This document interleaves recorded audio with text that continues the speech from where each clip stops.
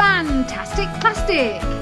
Really? Is it fantastic? Well, let's wait and see. Okay then. Welcome to CJDT, Happy DTing at Home, the podcast where imagination meets invention. I'm Charlotte and... I'm still Helen. I'm pleased to hear that. And today we're going to look into something new. So before we begin, I feel we need to sort of say that there's a little whooshing in the background. Oh my gosh, yes. Can you hear that? Which is a fan because it's very, very hot. Incredibly hot. So we have a fan. So apologies if you hear a little humming. It is just the fan and it's not us singing. Anyway, so... what are we going to be exploring today? Wow, well, do you know what? We had so much fun and doing the first podcast, and we had lots of fabulous feedback. Thank you for all of that. And several people out there asking about plastic. Okay. And is it really actually fantastic? So plastic, it's one of the most widely used materials, widely debated and widely misunderstood materials in design. Crikey, I'm not a fan, you know. It's plastic is everywhere. You're right, it absolutely is. From the keys on your keyboard to the clothes on your back. What? The clothes on my back? They're not plastic. I'd be sweating. I know, but I'll explain in a bit. Okay. Okay, so I'm hopefully going to help you understand plastic as a design material, making it engaging and meaningful for children, and using what you've already got at home to explore it hands-on. So let's get started. Okay, but tell me about wearing plastic. As last time I checked, I wasn't wearing a plastic bag. I've got a nice, pretty dress on. It's a very pretty dress. Thank you, but plastic, really? Are you sure it's not? Well, I don't think so. It's going to be cotton or something, surely. Well, I might have to check that out in a minute. All right. So, the basics. Many children and adults think of plastics as one thing, but it's not. It's a whole family of materials. Plastics are man-made, usually from oil or gas, although, Helen, originally they came from nature, and some still are. Plastic from nature? Yeah, like the sap from trees and, yeah, there's all sorts of things. There's... shellac. Oh, for your nails. For your nails. Yeah. It's actually bug secretion, but it's a natural plastic. No way. Yeah, it's really kind of cool and disgusting all in one. Oh my goodness! I didn't realise it was natural. I just literally thought all man-made plastic. No. So originally natural. I like that. Yeah, but also plastics. People think of like solid plastic, like Lego or something, but actually. It comes in flexible forms. It can be squishy, it can be stiff, transparent, foamy. I mean, you get craft foam, that's plastic. And it can even be as hard as rock.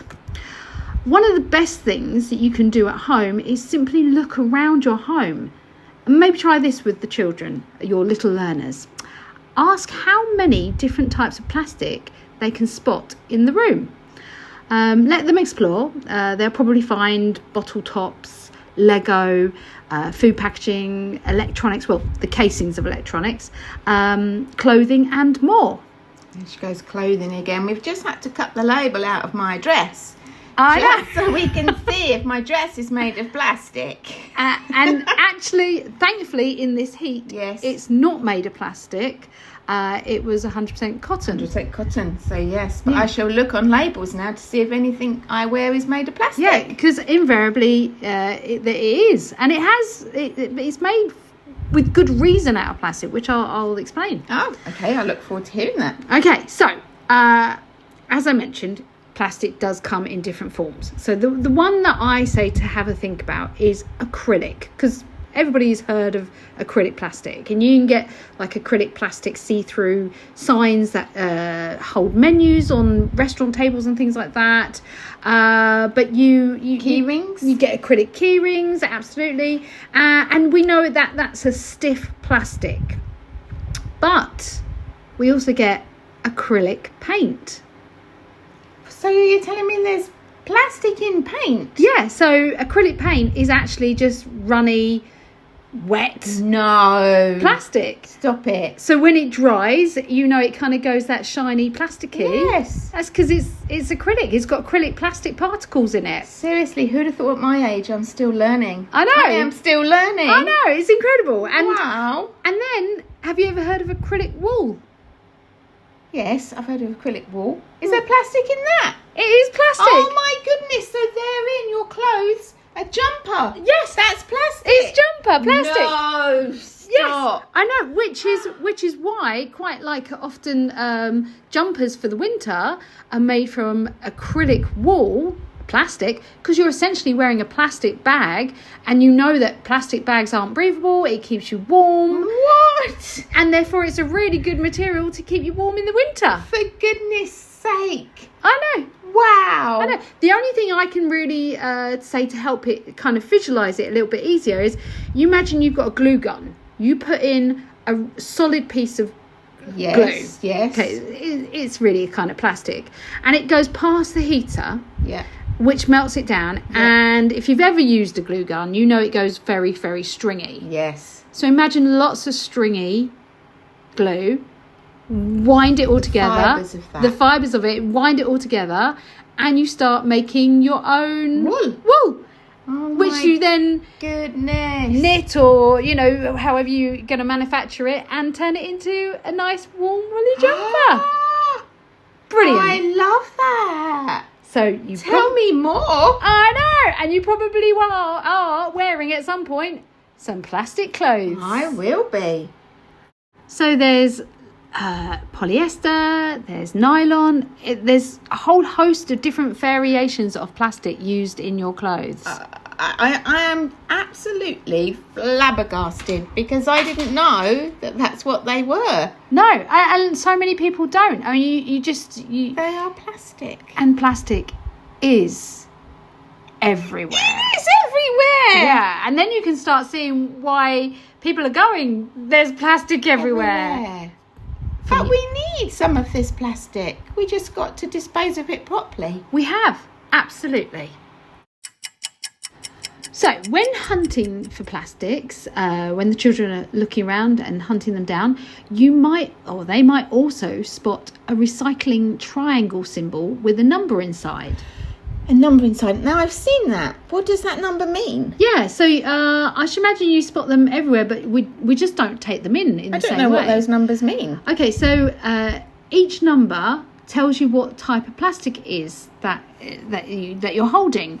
It's a brilliant real world way to introduce material identification, and that you can find out what the numbers mean. Generally they're 1 to 7 for the plastics, and you go on the internet and find out. But actually I do have a plastic pack that I will tell you a bit more about at the end as well. Wow.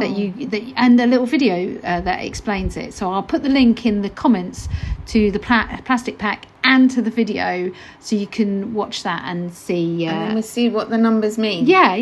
Oh, that's good. Thank you. They're so handy.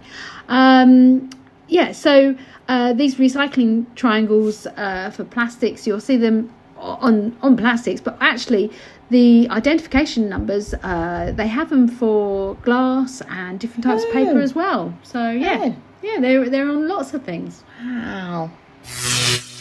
So, what else can families do to explore plastics at home? Hang on. Please tell me that this is the parent power up bit. No, Oh. not yet, Helen. Oh. You're not going to go power. Power. Oh. Not yet. Okay. Okay, so in design technology, we teach children to think like designers. For example, what is the purpose of material? Why it has been used or not used in a particular way. So why not explore with when you're looking at plastics, have a think why a plastic ruler is rigid, why food wrap is flexible and airtight, and why garden chairs are often made from plastic instead of wood or metal.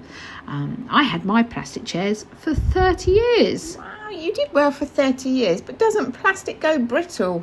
It depends what kind of plastic you're using, and if it's the right sort and you look after them, they can last a very long time. Okay, so if you don't leave it in the sun too long and out in the winter. Yeah, because my parents had the chairs for 10 years and then we moved and they very kindly let us have them, and we had them for 20 years. So they did well. They did really, really well. Whereas wood would rot away. Absolutely. And metal would go rusty. Absolutely. So it was definitely a good material for the purpose. Ah, perfect. Yeah, if I'm being really honest, kind of got fed up with them in the end. Oh dear. It wouldn't break. They were too good. They were. Okay, so for older learners, you might want to introduce the words thermoplastic and thermosetting plastic. Okay, explain now. Thermoplastics, thermosetting plastics. Okay, so thermoplastics are plastics that when you heat them up, they will soften and you can change their shape. So like, for instance, going back to the glue gun example, when you heat up the glue gun plastic, it softens and you can change its shape. Can I ask something Yeah, in this? Records, you know, the old-fashioned records? Oh, yeah. I've Vinyl. got vinyl. I have a bowl that I bought at a market. Yeah. That was actually a record, but it had been melted and moulded into a bowl. Oh, wow. Okay. So you can do things like that. You can. So that would be... But don't go melting your parents' records. No, and actually you have to do it under strict conditions because it can give off toxic fumes. Yes. So, but it is still a thermoplastic because you can heat it and change the shape. And then the other sort of plastic was thermosetting because it's set. Once it's been heated and set, that's it. It's thermoset. It's not going to change shape. It would stay like that. Yeah, you can heat. What if you poured boiling water on it? So have a think. Kettles. You get plastic kettles. Oh my goodness, you do. They don't melt, do they? They don't melt. So that is my goodness. Thermoset plastic, because you don't want to have a floppy melty kettle. Goodness. It's incredible, isn't it? It is incredible. Yeah. And as well as kettles, you've got things like the casings on electrical products. What are they called? My brain's gone blank. You put your plug sockets. Plugs. Yeah, anything like plastic. that. They're plastic, but they are thermoset, so that when they get hot, they're not going to start flopping about and softening. And when you're charging your phones, those plugs are plastic. Yeah. They get very hot. Yeah. They don't soften. No, so they have been Wow. they've been set in a particular shape, and that is it. And again, if you want to know a bit more about it, I will put the link, as I said, to the YouTube video that I made a little while ago during COVID that covers thermoplastics. Oh no, that would be great to put that up, because this is, like I say, I'm still learning. Brilliant. It's amazing. Thank you. I really love that you are. That's excellent. Wow. There's so much to discuss and learn with the children. Absolutely. And it can be overwhelming, but don't worry about teaching them every type of plastic and the categories and all that.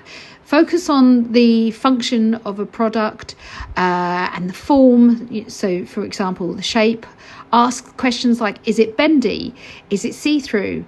Does it float? Can it be recycled? And all these questions develop critical thinking around learning about materials. Wow. Practical activities. Using plastics at home. Yeah, let's talk hands-on. Go for it. Okay, so here are some practical, low-cost ideas to explore plastics with your children. So we were already studying about a plastic hunt. Yeah. So suggest maybe 5 to 10 plastic items around the house. Don't forget to compare whether they're rigid, soft, transparent, all those sort of things. Kind of try and have a guess what each job each plastic is doing and why. And a really nice way to kind of like sum it up, because obviously, it's always really good because I'm talking a lot of home educators are obviously listening, and as a home educator myself, it's all very well running around the house doing all this and having all these amazing conversations, but actually at the end of the day, sometimes it's really nice to have something visual to go back to that you can stick in a book, maybe some evidence on your phone showing what you've been getting up to. So it's really nice to finish off that kind of activity of hunting for the plastics, take some photos of what you found and just jot down some findings that you've talked about next to each picture. Label each one maybe, or even have the children draw a couple of them. Maybe they could even copy out the recycling symbols and say what each plastic is. Ooh, that's a good idea. Another really nice simple activity, we've already talked about recycling recycling symbols. Well, how about a recycled design challenge? So give your child a pile of plastic offcuts like lids, wrappers, bottles, cartons, and ask them, can they invent a toy? Would be good. They would, or build a mini sculpture or design packaging for a product. Look at these plastic things in a different ways. Absolutely. To make it into something. I mean, so often we just look at things and we don't think about them that much, but by actually having that pile and asking these questions get them to think in a different way. Encourage them to, again, make a record of what we're doing. Encourage them to sketch their ideas before they actually then make a prototype. Try and put all their ideas together and maybe present it to you, their findings and what they've actually discovered and what they're designing. And this taps into their design thinking process, which is key in design technology. Exactly. You have to have your design, think about your design, because you can't make anything if you haven't thought about a design. That's it, absolutely. And it's all part of the design cycle, which we'll have to talk about another time. Oh, there's lots to talk about, isn't there? So much to talk about. Okay, so another quick thing that you could do is with your bits of plastic that you found, maybe in your recycling plastic tub, you might want to do plastic testing lab. I know, it sounds fun, doesn't it? That's fancy. It's very fancy. So you could do these simple tests with the children. You can compare which plastics float or sink, because not all of them do float and not all of them do sink. And then maybe have a discussion why you think which ones do and which ones don't. Like a plastic bag. Yeah. That would sink because it would fill with water and fall to the bottom. Absolutely, yeah. So, and then you could even, oh my gosh, that's a really good idea. Then seal the plastic bag like one of those Ziploc ones. Oh yes, put some air in it. Yeah, and then see if it also floats or sinks. I like that. Then fill it with water. That's a good idea. You're really good. You inspired me there. Well, Helen. there we go. And then you could also see which ones are waterproof. Yep. And then you can talk about other things that you might have around the house, like quite often umbrellas, especially little children's ones, are made from plastic, so obviously they're going to be waterproof. And then you could talk about what happens to plastics. Do they melt or soften? They don't melt, they soften actually. It's a common mistake. People go, oh, that plastic's melting. It's not, it's softening. It's softening. Yeah, it's a bit of a bugbear that I have.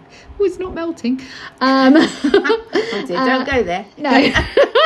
So you can say which ones soften when they're exposed to warm water. I mean, I don't want to encourage anybody at home to start setting fire to plastics because they give off such toxic fumes or heating them in the wrong way. I mean, some plastics, that's okay to heat them, but because you don't know what you're dealing with, it's best just to stay safe and not put them in ovens and not set fire to them or anything definitely. like that. But we had, weirdly enough, a plastic sign was outside in that sunshine. Yeah. And I was saying, oh, it's melting. I would have gone, no, Helen, it's softening. It was softening. It was changing its sort of shape. Where Oh, it was wow. softening, but I was saying it was melting. Yeah. It's melting. So actually, this is a really good time of year to put something outside and see what happens in the extreme heat. Yes. I love it. That's a whole nother level of the plastic testing lab that I hadn't put it thought of. outside and see what happens. So I was going to say, because it might not always be a sunny day,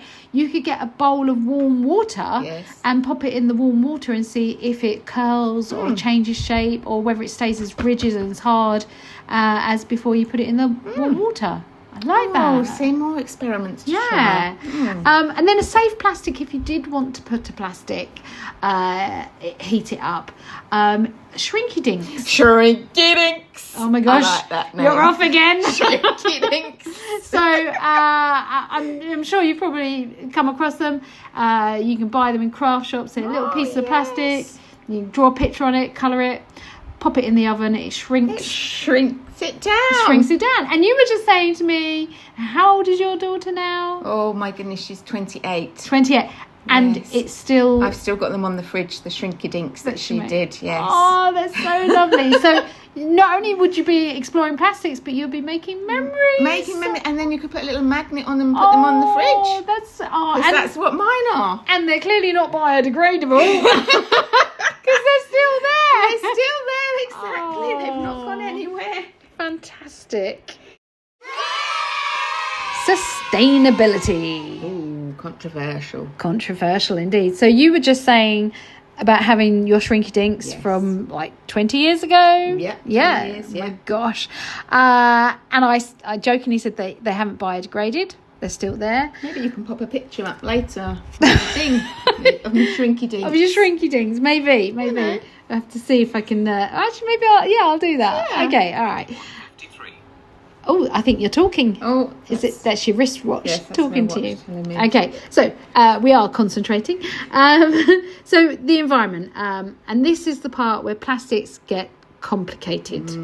Okay, so as we all know, plastics have a bad reputation, and for good reason, really. They do, but if people didn't throw the bottles in just on the ground and recycled them properly, surely they wouldn't have such bad reputation. So part of this is actually about being responsible with what you're using. Okay, so plastics generally are slow to break down, and if they're not being disposed of correctly, then they're breaking down into our environment and going into the oceans, and then the fish are eating it, and then we're eating the fish, and there's a whole load of upset that's there.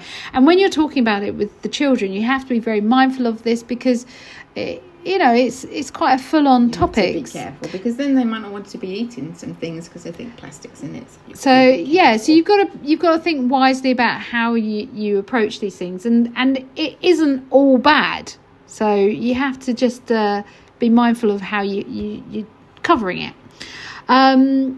Plastics are everywhere, as we were discussing already. They're in our clothes, they're in the items that we're buying, for our drink bottles, to dinner plates, to the electrical equipment. We were saying they're everywhere, and they're even in our cosmetics. Oh my goodness, are they? They are absolutely. They're getting better at trying to make it less in our cosmetics and shampoos and things like that, but there was a time where there was a lot more, so they are everywhere, and most of what we throw, unfortunately, isn't actually recycled. What do you mean? What if you put it in your recycling? Well, I mean, if you put it in your recycling, that's really good. Unfortunately, not everybody recycles properly, and I do really urge you to look at your local council's guidance on what they do and don't recycle, because unfortunately they don't recycle a lot of the soft plastics. They don't, and they say on some of those, they say take it to your supermarket and put it in your supermarket thing. Well, some of us don't go to the supermarket. We have shopping delivered, so we're not going to take that plastic to the supermarket. No, so it starts getting really tricky. So it does. It's a difficult topic. But important, not all plastic is inherently evil. Evil. Help your children ask the following. So how can we use plastic more wisely? What can we use as alternative plastics? For example, we were talking about 3D printing in our last podcast, which is all about making things from plastic. So actually, what we do use when I'm doing 3D printing isn't your regular plastic. I always use something called PLA, which is actually made from cornstarch. Okay. So it's an alternative type of plastic which is more natural. It breaks down more easily. Still does take a bit of time, and it actually doesn't give off the same kind of toxic fumes and stuff if it's incinerated and things. And there are lots of alternatives coming out into the market now. I've personally seen magazines that come through that used to have like a plastic coating over a plastic coming like a plastic bag. Yes. They're no longer plastic bags. They are, but they look plastic, but they're actually food compostable ones. That's it. They're food compostable ones. Yes. Yeah, so food compostable ones, you obviously get when we go to Tesco's or I'm thinking of the Co-op or any of those sort of shops. Yes. They have plastic bags, but they're not plastic, they're compostable ones. Yeah. So there are alternatives out there. So it's good to start looking for the alternatives and using them more. Yeah. But also ask the children to think about what happens when those plastics are thrown away. Are they being recycled? Recycled bottles that now more and more I'm seeing it come through. I'm having my Coke bottle or my fizzy drink bottle, and on the side of it it says this is 50% made from or 90% made from recycled plastic bottles, and in actual fact we've got teddy bears at home that now on the label say I am made 100% from plastic bottles, recycled. Yes. So it's really important to... And pencils. I've had a pencil before that was made from... Recycled, yeah. So things are recycled, and it's worth looking out for those alternatives and thinking about what happens when you're recycling your own waste. And we can also think about what products we can use that either last longer or as an alternative. So maybe you get a plastic bottle, but your water bottle, but you use one that is reusable. So you just keep taking your, like today, a really hot day. I'm sorry, you can still probably hear the fan in the background. Still going. I've been carrying my own water bottle. It's plastic, but it's the same water bottle I've had for a long time, and I'm refilling it all the time. And I can see right in front of me on the table, you've got a metal one. That's it. And you obviously can keep refilling that. So you're finding alternatives. Yes. When we're going to Costa Coffee and places like that, people take their own cups.